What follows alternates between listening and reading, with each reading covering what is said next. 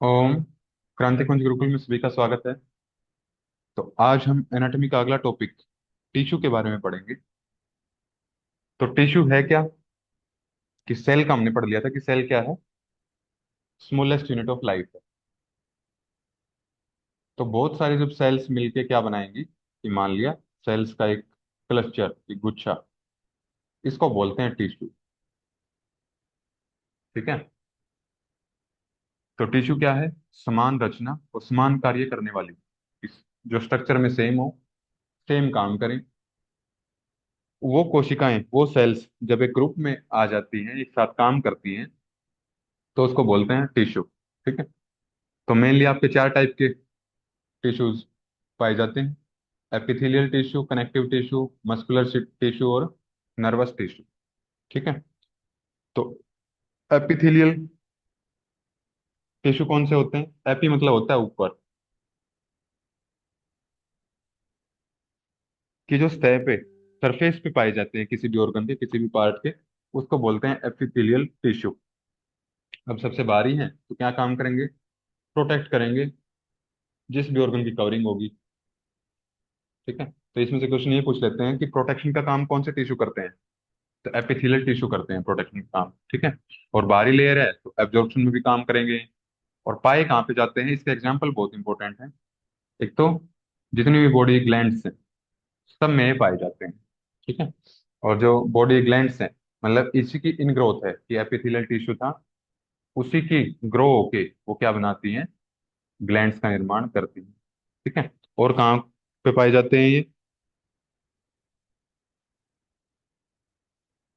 सब ऑर्गन्स में। जो भी आपकी ट्रैकिया होगी, skin, reproductive tract, digestive tract, सबकी जो सतह होगी, सरफेस होगा, उस पर पाए जाते हैं। ठीक है। दो टाइप के आपके होते हैं, सिंपल और कंपाउंड। सिंपल और कंपाउंड ज्यादा डिटेल में नहीं करना है इसमें।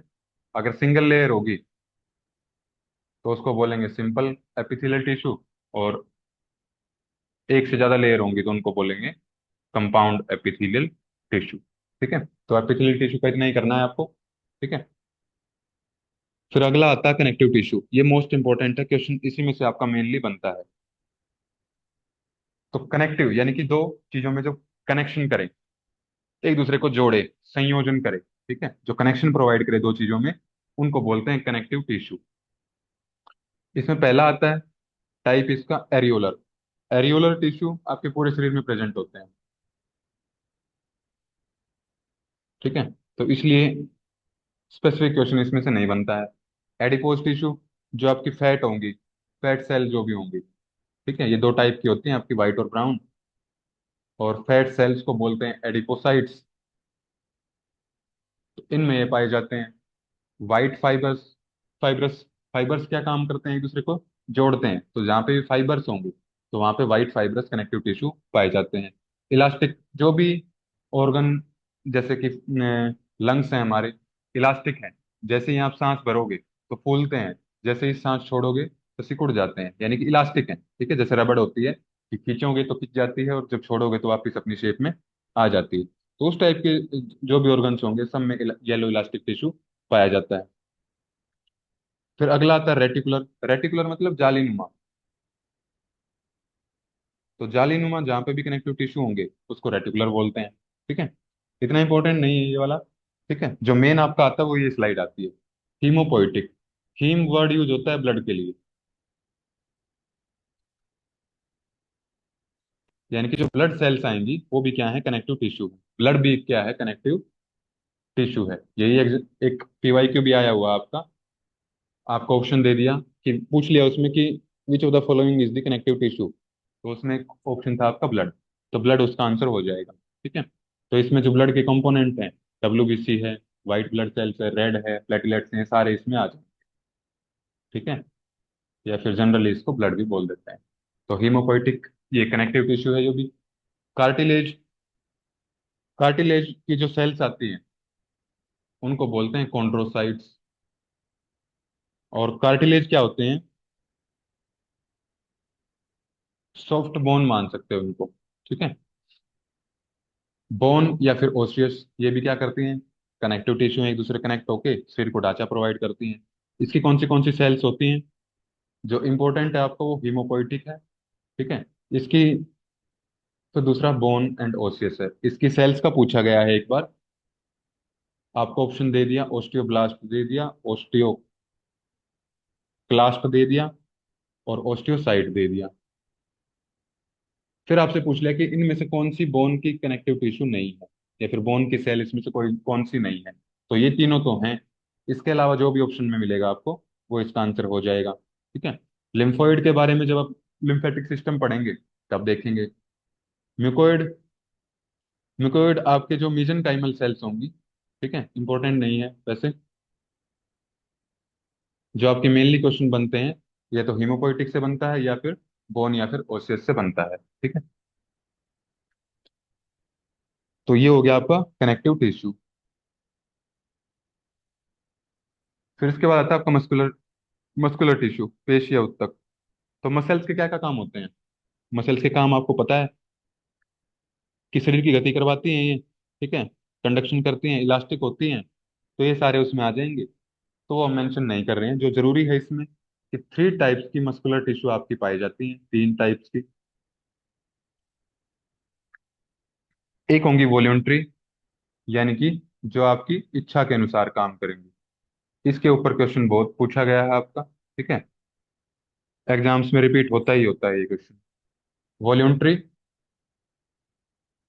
इनवॉल्यूंट्री, ठीक है, सेल्स या फिर मसल्स भी बोल सकते हैं। ठीक है। और तीसरा आता है इसमें कार्डियक मसल। ठीक है। तो ये इनका डायग्राम है, इसको एक बार देख लेंगे कि जो पहले वाला है आपका स्मूथ मसल्स, स्मूथ मसल्स यानी कि इनके ऊपर आप देख रहे होंगे कि कोई भी रेखा प्रेजेंट नहीं, लाइंस नहीं है। ठीक है। जैसे कि इसमें ये लाइंस दिख रही होंगी आपको, तो ये लाइंस स्मूथ मसल्स में नहीं होती, और लाइंस नहीं होती इसीलिए इनका नाम क्या है, स्मूथ मसल्स है। कि चिकनी है, लाइंस होती तो खुरदरी होती। ठीक है। और दूसरा नाम आ जाता है इनका अनस्ट्राइटेड मसल। अन मतलब absent, स्ट्राया मतलब लाइन, कि जिनके ऊपर लाइन नहीं है, रेखा या फिर लाइन, उनको बोला जाता है अनस्ट्राइटेड मसल्स। आपसे क्वेश्चन क्या पूछता है इसमें कि कौन से, इसमें से कौन सा पार्ट है जिसमें स्ट्राइटेड मसल है, और कौन सा पार्ट है जिसमें से कार्डियक मसल है, किसमें स्मूथ है, किसमें क्या है। ठीक है। और जितनी भी आपकी स्मूथ मसल्स होती हैं ये होती हैं इनवॉल्यूंटरी, यानी कि आपकी इच्छा के अनुसार काम नहीं करेंगे ये। ठीक है। फिर दूसरे नंबर पे आता है cardiac muscles. Cardiac word use होता है हार्ट के लिए, जो हमने पहले लेक्चर में डिस्कस कर लिया था। ठीक है। तो जो यानी कि हार्ट की मांसपेशियां होंगी उसको बोलेंगे कार्डियक मसल। फिर तीसरा आता है आपका स्ट्राइटेड, या फिर जिनके ऊपर रेखाएं होती हैं, तो इसलिए इनका नाम स्ट्राइटेड मसल है। और इन्हीं को वॉल्यूंटरी मसल्स भी बोला जाता है, कि जो आपकी इच्छा के अनुसार काम करती है। ठीक है। अब तीनों को एक बार एक ही स्लाइड में हम कोशिश करेंगे कि एक ही में इनके फीचर्स आ जाएं, और आप इनको याद कर लो। तो यहाँ पे लिख लेते हैं वॉल्यूंटरी मसल्स। फिर दूसरे नंबर पे इनवॉल्यूंटरी, और तीसरे नंबर पे आ जाएंगे आपकी कार्डियक मसल। ठीक है। और इन वॉल्यूंटरी को ही क्या बोलते हैं, ये आपने देख लिया था, स्ट्राइटेड, जिनके ऊपर रेखाएं होती हैं, ये मसल्स। और इनवॉल्यूंटरी को ही बोलते हैं स्मूथ मसल्स। ठीक है। वॉल्यूंटरी मतलब ऐच्छिक, जो आपकी इच्छा के अनुसार संकुचन और प्रसारण करेंगी। ठीक है। ये होती है अनैच्छिक, जो आपकी इच्छा के अनुसार संकुचन प्रसारण नहीं करेंगी। ठीक है। और ये भी क्या होती हैं, इनवॉल्यूंटरी ही होती हैं ये भी, क्योंकि हार्ट आपकी मर्जी से ना तो धड़कता है और ना आपकी मर्जी से धड़कना बंद करेगा। ठीक है। तो एक ये देख लिया। इसमें अगला पॉइंट क्या आएगा, इसमें एक नाम और होता है इनका, स्केलेटन मसल्स।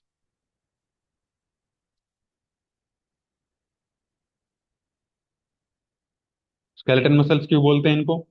क्योंकि जो आपका स्केलेटल है, स्केलेटल सिस्टम है, जो आपका कंकाल तंत्र है, यानी कि जिसमें हड्डियां हैं, बोन्स हैं, उनके साथ ये कनेक्टेड रहती है। ठीक है, तो उनके साथ कनेक्टेड रहती है, तो इसीलिए इसका नाम स्केलेटन मसल्स भी होता है। ठीक है। एग्जाम्पल क्या है इसके? कौन से ऑर्गन में ये पाई जाती हैं, कहाँ कहाँ पे ये होती हैं? तो हाथों में, हाथ आप अपनी मर्जी के अकॉर्डिंग हिला सकते हो। पैरों में, गर्दन में भी, गर्दन आप अपनी मर्जी से हिला सकते हो। आई लिड में, ठीक है, कि जो आपकी पलक है उसमें वॉलंटरी और इनवॉलंटरी दोनों टाइप की मसल्स होती हैं। ठीक है। आईलिड में आप जो आपकी पलक है वो अपनी मर्जी से झपका सकते हो आप। ठीक है, तो इसलिए वहां पे प्रेजेंट होती हैं वॉलंटरी मसल्स। ठीक है। और कार्य क्या होगा? हाथ पैरों का आपको पता है कि चलने के काम आते हैं, यानी कि गति के काम आते हैं। ठीक है, तो कार्य इनका हो जाएगा गति। तो इस स्लाइड को भी याद कर लेंगे, रट लेंगे इसको, तो आपके सारे क्वेश्चन लग जाएंगे जो मस्कुलर टिश्यू से आएंगे। फिर दूसरे नंबर पे आता है आपका इनवॉलंटरी, यानी कि जो अनैच्छिक है, आपकी इच्छा के अनुसार काम नहीं करेंगी। ठीक है, इसीलिए इनका दूसरा नाम स्मूथ मसल्स भी है, और एक और नाम है इनका अनस्ट्राइटेड मसल, कि जिसके ऊपर रेखाएं नहीं है। ठीक है, ये हमने डिस्कस कर लिया है। फिर एक और नाम है इनका विसरल मसल। विसरा हमने कर लिया था, विसरा विसरा का मतलब होता है ऑर्गन। ये पहले लेक्चर में डिसाइड डिस्कस कर चुके हैं हम। यानी कि जो इंटरनल ऑर्गन्स हैं आपके, उनसे रिलेटेड रहती हैं, उनमें ये पाई जाती हैं, रिलेटेड विद इंटरनल ऑर्गन्स। तो ऑर्गन्स में आपके स्मॉल इंटेस्टाइन आ गई, स्टमक आ गया, सब कुछ आ जाएगा इसमें। ठीक है। और जो मेन जो इसके एग्जाम्पल हैं, वो जैसे आईलिड तो हो ही गया, इनवॉल्यूंटरी मसल्स इसमें पाई जाती हैं। फिर जो ब्लड वेसल होगी आपकी, आर्टरी है, वेन है।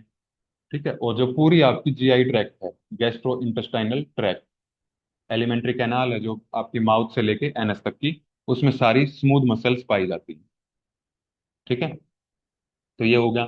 कार्डियक मसल्स, ये आपकी केवल हार्ट में प्रेजेंट होती हैं। ठीक है, और रेखाएं इसमें प्रेजेंट होती हैं, स्ट्राइटेड मसल्स होती हैं ये,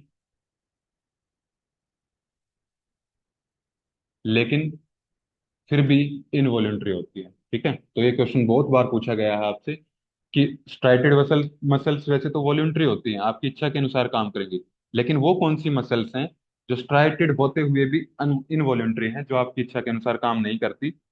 तो वो हो जाएंगी आपकी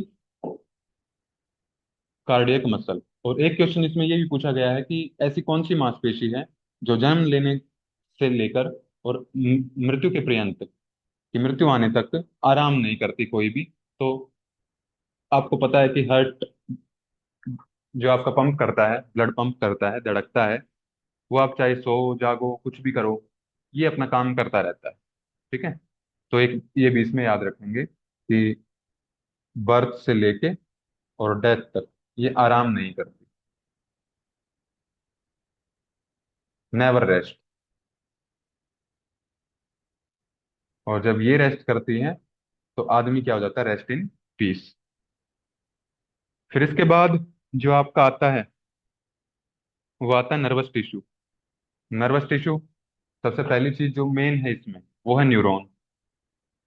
न्यूरॉन के ऊपर काफी क्वेश्चन आए हैं कि structural and functional unit of nervous system किसको बोला जाता है? कि कार्यात्मक और संरचनात्मक इकाई नर्वस सिस्टम की क्या है? न्यूरॉन को बोला जाता है। ठीक है, फंक्शनल यूनिट ऑफ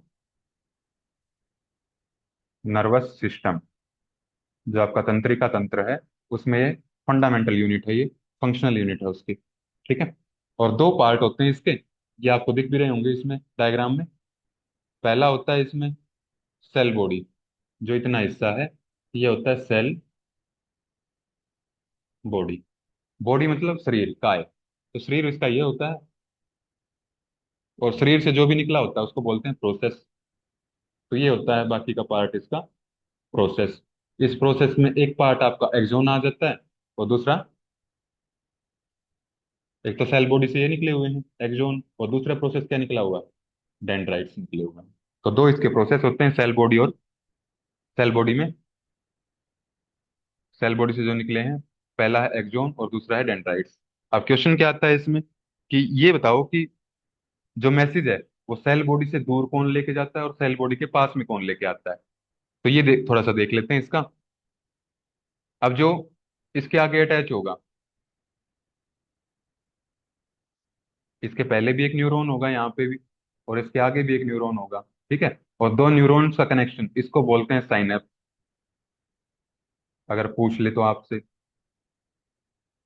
तो साइनेप्स बोलते हैं इसको, ठीक है। यानी कि ये जो एक नंबर का न्यूरॉन है, और इसको हम मान लो बीच वाले को 2 नंबर, और एक 3 नंबर, कि एक से दो के पास, या फिर दो से तीन के पास, या फिर तीन से दो के पास, और दो से एक के पास मैसेज ट्रेवल कैसे करता है, कौन उसको लेके जाता है, ठीक है। तो इसका ये पॉइंट रट लेना है अच्छे से, कि जो एक्सॉन है वो क्या करेगा, मैसेज को सेल बॉडी से दूर लेके जाएगा। यानी कि जो मैसेज की डायरेक्शन होगी वो क्या होती है, ऐसे होती है, सेल बॉडी से दूर आएगा,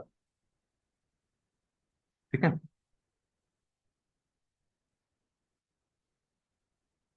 तो message away from cell body, cell body से दूर मैसेज को लेके जाता है ये।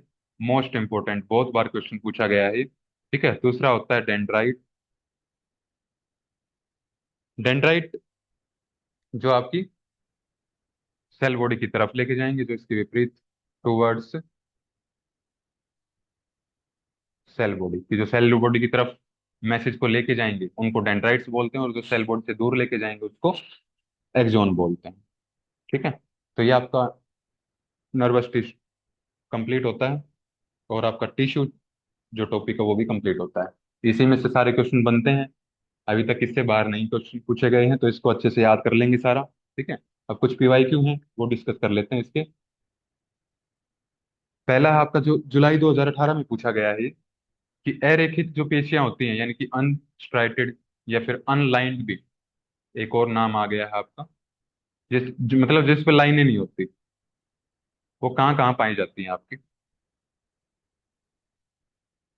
तो ऑल इनवॉल्यूंटरी ऑर्गन्स, क्योंकि जो अनस्ट्राइटेड होगी वो आपकी स्मूथ मसल्स होती हैं, ठीक है, ये आपको पता है, पढ़ लिया है हमने, स्मूथ मसल्स होती हैं। और स्मूथ मसल्स आपकी जितने भी इनवॉल्यूंटरी ऑर्गन्स है, कि जो आपकी इच्छा के अनुसार काम नहीं करते, सब में पाई जाती हैं।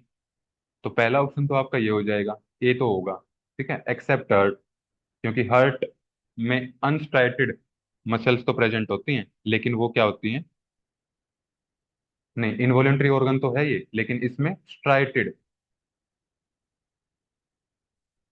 मसल्स प्रेजेंट होती हैं, ठीक है। इनवॉलेंट्री तो हर्ट भी है, ठीक है, लेकिन इससे एक्सेप्शन में पूछा गया है कि इस हर्ट को छोड़ के सारे ऑर्गन्स जो हैं जो इनवॉलेंट्री हैं, उनमें स्मूथ मसल्स प्रेजेंट होती हैं।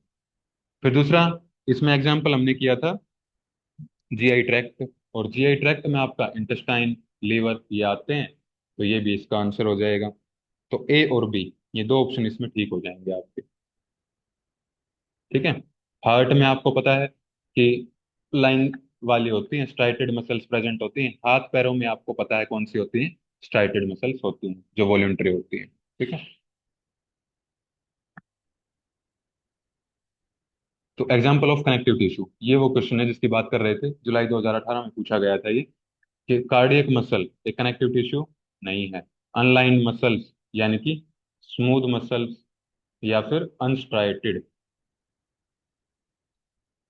तो इसमें भी क्या है, कनेक्टिव टिश्यू नहीं है ये भी, ये मस्कुलर टिश्यू है ये भी मस्कुलर टिश्यू है। ब्लड, ये एक कनेक्टिव टिश्यू है। स्प्लीन क्या है, ऑर्गन है एक जीआई ट्रैक्ट का, तो इसका आंसर क्या हो जाएगा, ब्लड। फिर इसके बाद है वॉल्यूंटरी मसल्स। वॉल्यूंटरी मसल्स कौन सी होंगी, रेखाओं वाली स्ट्राइटेड मसल्स। क्या क्या नाम किए थे हमने, एक किया था इसका स्केलेटन मसल, और एक था स्ट्राइटेड मसल्स। ठीक है। तो कहाँ कहाँ पे प्रेजेंट होगी? हाथ पैरों में आपने देखा था कि जो भी आपकी इच्छा के अनुसार काम करते हैं उन सब में प्रेजेंट होगी ये। तो जीभ आपकी इच्छा के अनुसार काम करती है। इसको हिला डुला सकते हो आप, तो इसमें होती है।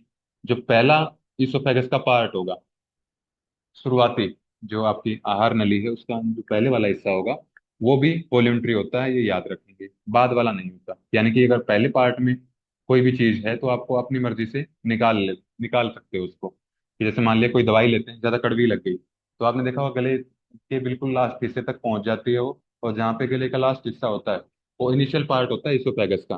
तो वहां से आप वापस भी निकाल देते हो उसको। ठीक है, यानी कि अपनी मर्जी से काम करती हैं आपकी मांसपेशियां वो। तो initial part of oesophagus lateral नहीं होता। ठीक है, लेटरल इनवॉल्यूंटरी पार्ट होता है। फिर फेरिंग्स। फेरिंग्स जो आपका कनेक्शन है, मतलब जीभ जहाँ पे लास्ट पार्ट है आपका, मुंह खोल के देखोगे और जीभ बाहर निकाल के आ बोलोगे तो जो आपको दिखता है सबसे लास्ट में उसको बोलते हैं फेरिंग्स। तो वो भी क्या होता है? वॉल्यूंटरी मसल्स होती है वहां पे भी। और डर्मिस ऑफ स्किन, की जो मतलब एक होती है एपिडर्मिस और एक होती है डर्मिस। एपिडर्मिस जो ऊपर वाली स्किन आपको दिखती है, डर्मिस उसके नीचे होती है। ठीक है। तो ये भी क्या होती है?